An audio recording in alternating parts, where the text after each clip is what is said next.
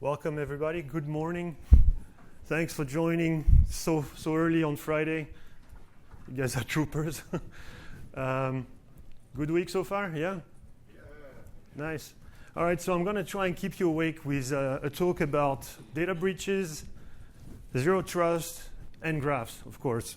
And we'll start with data breaches. That will keep us awake, I hope. As we know, there's more and more data breaches. I like this infographic because it's really visual. You can see that there's more and more of them, and their impact is actually increasing, as you can see.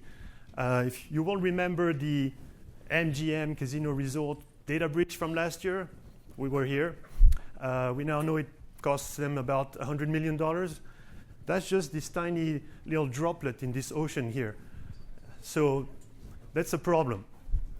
We also know that 88% of those data breaches target identity. That's us. That's our industry. So, and given all the data breaches, seems to me we haven't been doing a great job at it. So what can we do? There's something we need to do. A good idea is to start by trying to understand why we have so many data breaches. So why is that? We've heard a lot about it this week, but I think I'd like to spend some time on three reasons. One is, of course, crime is organized now. Ransomware as a service, we've seen it. They attack help desk through simple things such as password resets or I lost my device. So that's one thing. So there's nothing much we can do about organized crime, but there's other reasons also. As my friend David told us earlier this week, developers haven't been doing a great job at security either. Broken access control is still the top issue when, in software security. So developers aren't doing a great job at it. This is the Open Worldwide Application Security Project, which is here to improve software security. So can we entrust our developers with our access control? Rhetorical question. Next, authentication is broken. Now I know this is controversial, especially since we solved it, right? But hear me out. I know we have our great three factors, what we know, what you have, and what you are. And we even have passkeys now, which are great, which have been shown to, actually help greatly. But there always seems to be a way around it, whether through phishing, because you lose your devices, or because your biometrics get skimmed or replayed. So there's always a way to actually call back support and get something. And besides, attackers now just do scams that cause people to just log in, and then account takeover happens. So what now? What can we do? Organized crimes, developers aren't doing a great job, and authentication is broken. What can we do now? Well, now we need to try something else. As Einstein used to say, insanity is doing the same thing over and over again and expecting different results. Actually, I've been told that Einstein didn't probably say that. So let me rephrase it. Alex says, authorizing the same way over and over again and expecting different results is insanity. Yes, we need to do something else. So I'd like to introduce a fourth factor, what you do. By that I mean what do you actually do on the organization, framework, or in the enterprise. What do you access? When do you access it? In which order? What you do? So how do we get there? Now, why is this important? Because what you do is probably the only way we will differentiate a regular user from an attacker.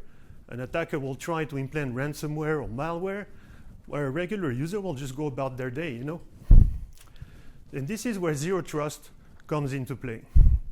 I know buzzwords, I hear them like anybody else, but really zero trust is probably the only way that we will achieve this. Let's have a closer look. As we know, zero trust, the main tenet is never trust, always verify. This means never trust an authenticated identity. Let me repeat, never trust an authenticated identity. No matter how many factors were used to authenticate that entity, do not trust it. So how do we do this? Where do we go? a good place to start is to have a look at what NIST has to say. They published this zero trust reference architecture in this publication. Now I know there's a lot of things going on, a lot of components, but let's start in the center here. What do you see in the center? You see a policy decision point and a policy enforcement point.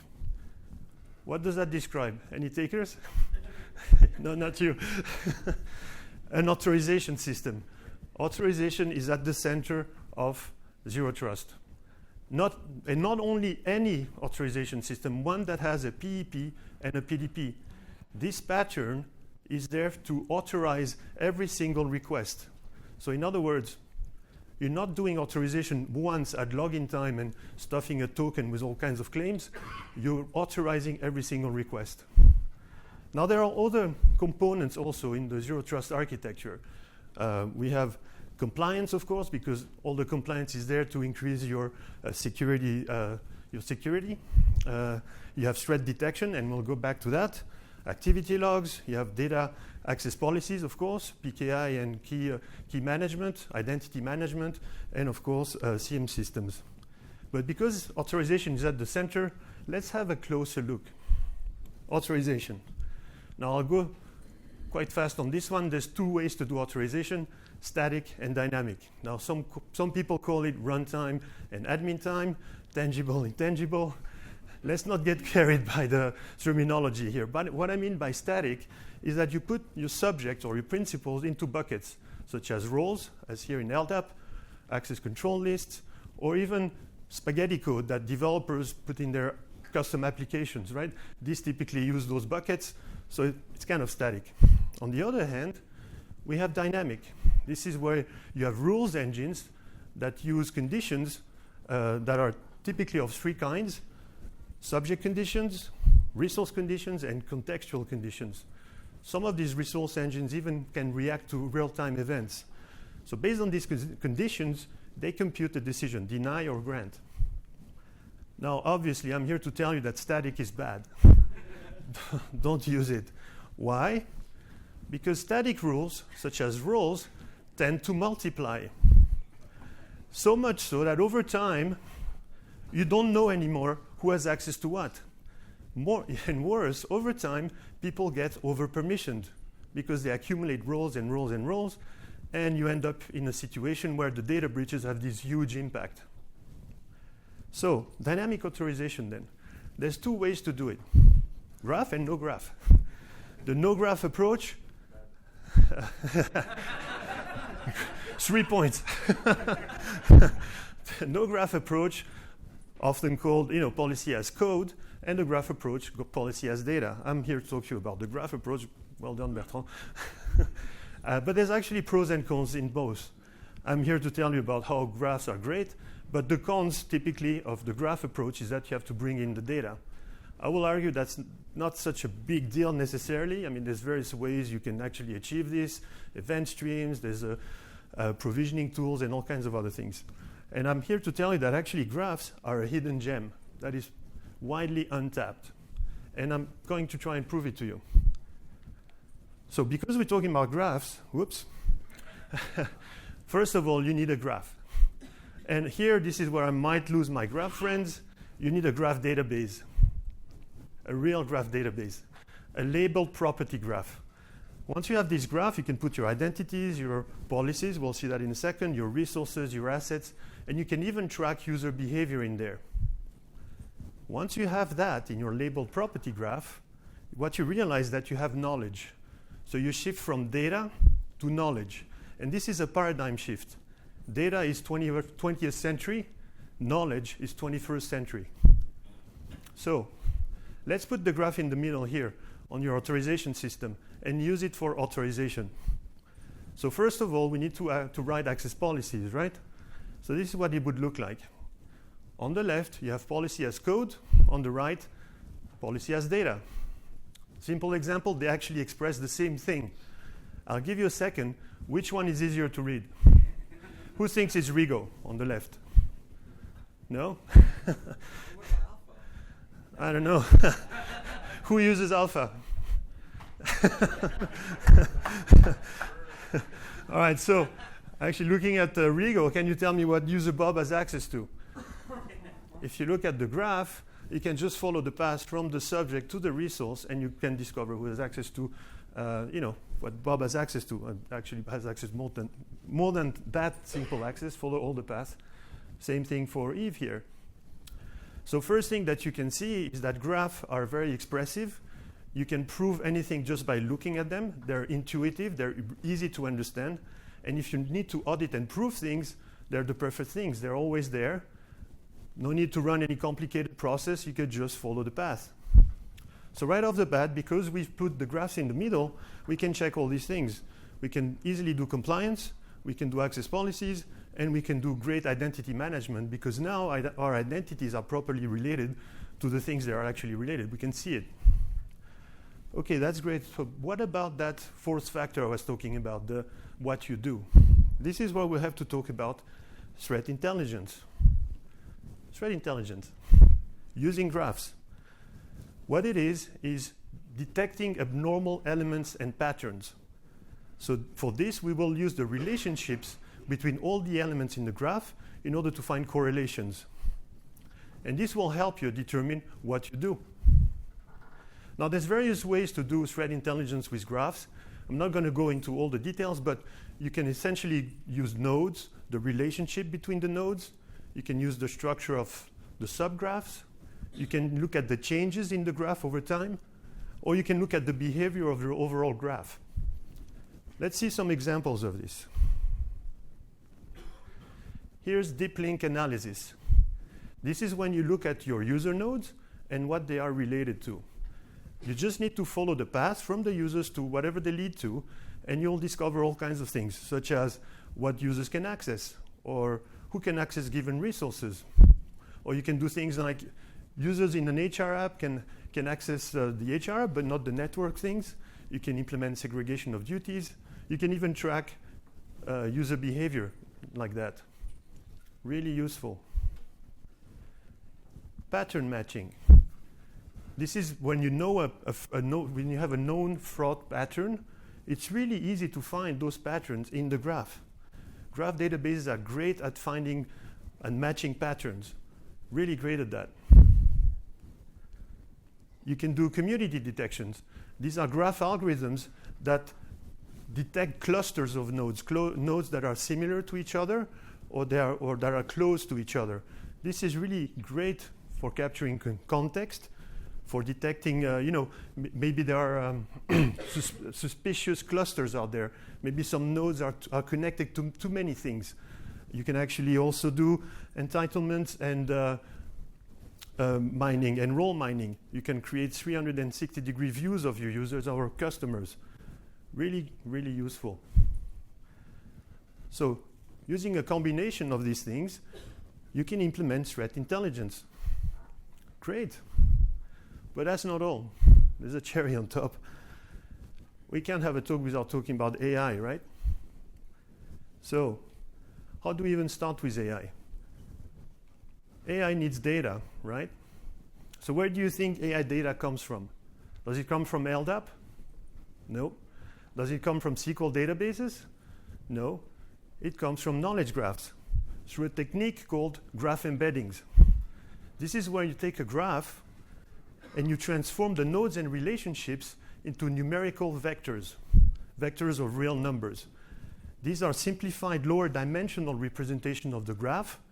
They retain the semantics and the relationships of the whole graph, but they allow for faster computation. Here's how that would look like. You have your graph on the left, and you transform them through a function or an algorithm into numerical vectors of real numbers. There's a lot of research on the embedding side, on the function, but essentially that's what happens. There's a lot of solutions that are even open source for doing these embeddings. Once you have those graph embeddings, you can actually feed them to your machine learning engine. So you have your identity knowledge graph on the left. That's your identity knowledge graph, the one of your organization. You have your embeddings, and you can now run machine learning on your own data. Because you have embeddings, just the embeddings themselves are really useful. They can help you uncover hidden patterns. you can discover similarities because vectors that are essentially similar correspond to nodes and relationships that are similar. You can do recommendations. Imagine recommending, access policies, for example. And because you can feed them into LLMs and AI machine learning engines, you can do cool things such as LLMs and retrieval augmented generation applications. This is when you take the output of an LLM and run it through a domain-specific database. And then you would have an identity or an authorization-specific LLM that uses your own knowledge. Wouldn't that be cool? So then you can use AI to secure AI. You could do entitlement suggestion. You can use natural language to ask any question from your own data. And at this point, really, the sky's the limit. So there you have it. Just added AI to the whole thing. Right? To conclude, one last thing wanted to say. We have all these components that need to communicate with each other. And here I want to do a shout out to the OpenID shared signal framework with Skype and risk events, because I think this would be a great way to communicate, to have all these components communicate with each other and react in real time to changes in the data, in the knowledge, or in the security posture of any account. So to conclude then, it is time to bring IAM into the 21st century, really. To do that, only trust in zero trust. This will help us implement that fourth factor, the what you do, because that's probably the only way we would be able to detect those intruders, because they will behave necessarily differently than a regular user. Lastly, you need a graph database, because the graph database have all these algorithms I've talked about embedded or native to their framework. So modern graph databases have all of this embedded, other systems simply don't. That's actually all I had to do for you today, but I have a bunch of time for questions.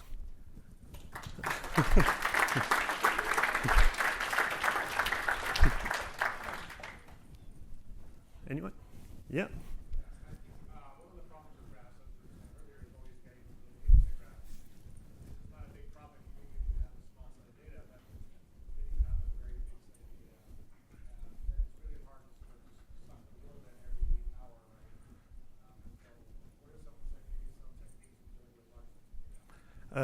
Event streaming, data streams, which are used with big data lakes.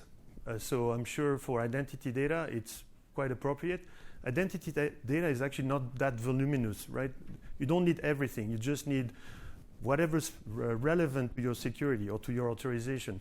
So you don't need to bring in all your, purchase orders and HR job codes and all of that. You just need whatever you need for your authorization or your security. I think event streams are probably a good solution for that because they are used for massive data,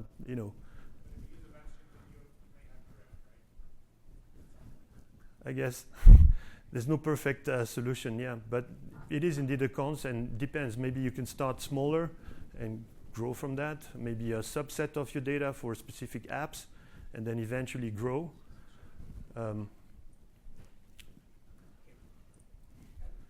Yeah. Yeah, sure. Vlad wants to help. As a mathematician whose graph theory is one of my majors, I tell you that when you do graphs in real life, you're concentrating on a subgraph with the highest value. So when I was, I don't want to call it, when I talked, my previous talk yesterday, I was talking about concentrating on events which change stuff. Like when you have automation, right? When you have all of this. That's when you apply your graph to the specific area of known troubles. That's when you start. Because if you look at your tickets and you look at issues, you'll find out that most of them concentrate in one place or many places. That's what that graph can show. And then you apply the change which is coming in. And first what you do the subgraphing, and then you modularize it against others. That will reduce your volume by like 90% right there. And then if you want to add more, you can always do that. I would not recommend to load everything at the same time. No. So that's so I mean, yeah, no. I want to interrupt. Thanks. So follow-up question on that, because you say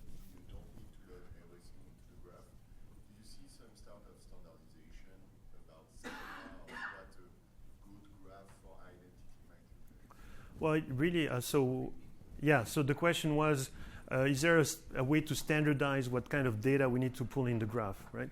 Well, I mean, it really depends. I mean, that's really on a case-by-case basis, depending on what your security rules are. It would be different in banking than in healthcare than whatever.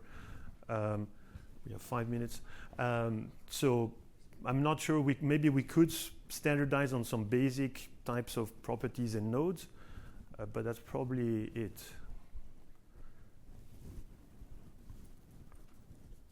Can you tell us a bit more about NGAC? Oh, so the question was, can you tell us a little more about NGAC? So I showed you an example of RBAC, relationship-based access control, when we were comparing REGO and the data approach.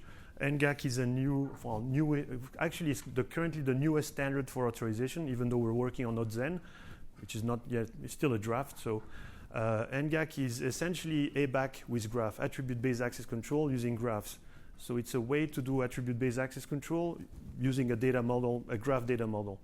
There's no code involved, no rules necessarily. It's just a way to structure your data in the graph, your knowledge, so that you can find proper paths and conditions. It's a standard, so you can actually read about it.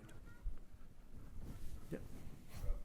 Obviously, based on the amount of data, it's going to change. But is there any notion of how much latency this might add as it passes through the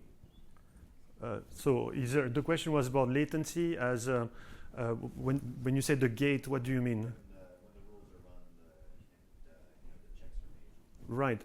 I mean, latency varies. We can always improve things like typically graphs run in memory. Over time, all the graph data runs in memory. Actually, graph vendors charge by RAM, so that's telltale. So that would be quite fast. And I mean, it's pretty, milliseconds. I don't know. It really depends on your complexity. But graphs are really good at path traversal, so you can do like 10 hops pretty fast. When compared to other systems. Yeah. How do you do like metrics, like number of users in a given role? How do you efficiently do that? Do you have to traverse? Well, I mean, if you have a role, you can easily find the relationship, the user nodes connected to it. So actually, you can do it in one I/O. Really easy. Okay. Even if you have 10,000 nodes connected to it, you can get 10,000 nodes. I would recommend paginating the results, all that, but it's really a one-hop relationship, very fast. Yeah? Sorry, can you?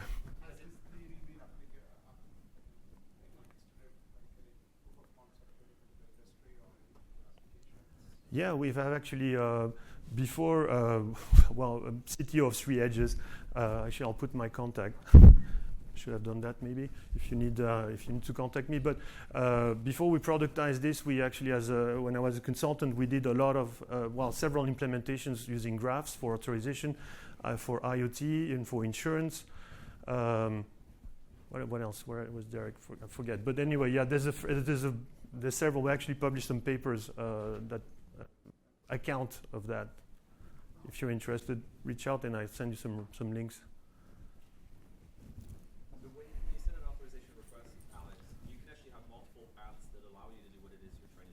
Yeah. Can you return all those paths and say yes because of 1, 2, 3, 4, 5? So the question was, if there's an authorization request that comes in, there may be several paths from the subject to the resource. Kind of what happens then, or can you return all of them? Or well, it depends. Like it depends if you want all the paths to exist because you have an AND, or if you want either of the paths to exist, you can just stop if you find one of the paths. It's up to you based on the rule. So maybe the user needs to be member of 2 roles, say, as an easy example. Then you need the 2 paths.